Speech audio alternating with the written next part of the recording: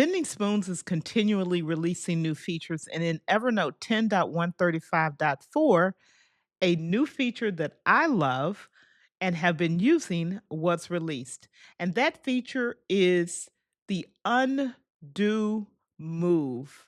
Let's hop into it. I'm going to talk about a few things in today's video.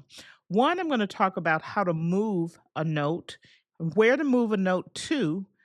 Then I'm going to walk through the screenshots, some screenshots of what it looks like, show you a quick, very quick demo, and then tell you how I use this feature and how it has helped my workflow.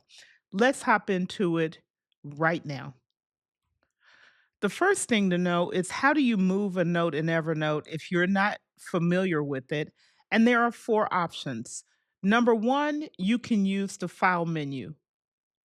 Using your mouse, go to File, Note, select Move To. Number two, you can use what's called the overflow from within a note. So you have a note or a page or a document, whatever word you use, open, and then you'll see the three dots. That's the one I'm actually going to walk through. Number three, you can use a keyboard shortcut, Shift Command M on a Mac computer. There's a keyboard shortcut as well on a Windows computer.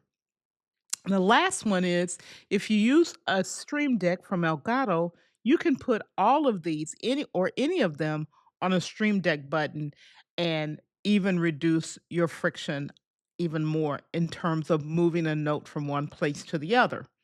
Now, the other thing is when you move a note, you're moving a note two places, and there are four options. You can move to a notebook and you can move to a space. You can move a note from one notebook to another notebook. You move a note from a notebook to a space. You can move a note from one space to another space, and you can move a note from a space to a notebook.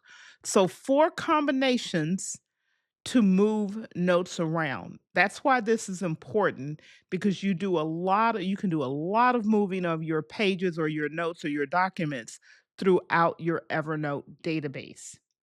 So let's go ahead and see what it looks like to move a note in Evernote using the overflow option.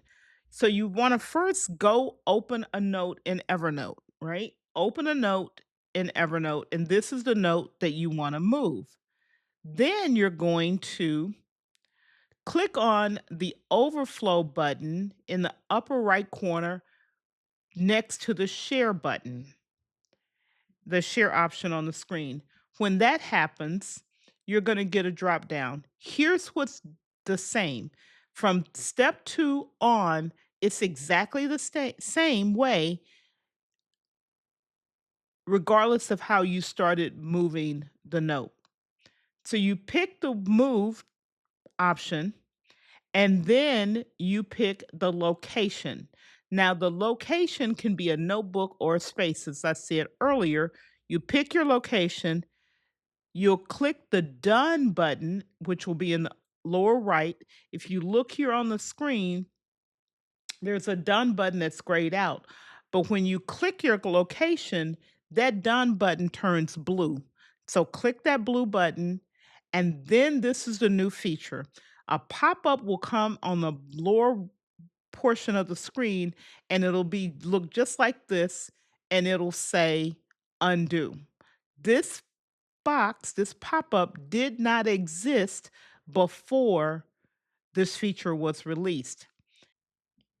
Now that you've seen me walk through those steps, let me show you just how fast moving a note can occur.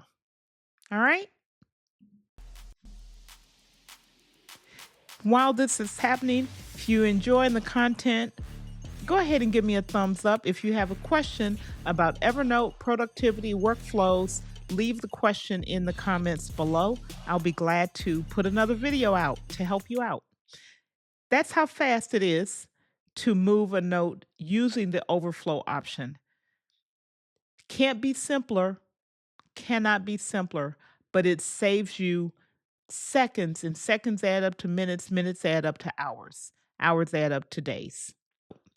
And the beauty of it is that if you move notes from one notebook or spaces around quite a bit, it gives you an opportunity to correct a potential error before you make it.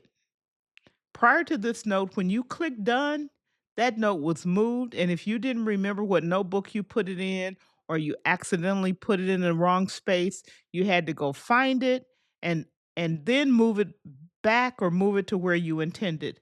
This way, you click that undo, no muss, no foul, no problem, and then you can be on your way. I use moving notes quite a bit in my workflows. So this has been a friction remover for me personally, and I hope it is for you as well. I love what Bending Spoons is doing with Evernote, and I hope you do too. And if you're new to Evernote or you can't quite figure out some of the power moves, go ahead and check out this next video that's right here on the screen. And oh, by the way, subscribe to the channel, hit the thumbs up, leave a comment, and I'll see you in this next video.